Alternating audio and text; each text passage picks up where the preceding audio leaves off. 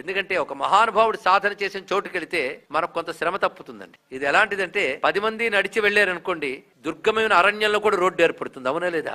అప్పుడు మనకు దారి కనబడుతుంది. అదే మనమే మొదలెడితే దారి దొరకదు. కొంతమంది వెళ్ళారు గనక దారి ఏర్పడికి నువ్వు హాయిగా వెళ్ళిపోతున్నావు. అలాగే ఒక మహానుభావుడు తపస్సు చేసిన చోట ఆ తపశ్శక్తి ఉంటుంది గనక నువ్వు కాస్త ప్రారంభించగానే ఆ తపశ్శక్తి తోడే నీకు సిద్ధి తొందరగా లభిస్తుంది.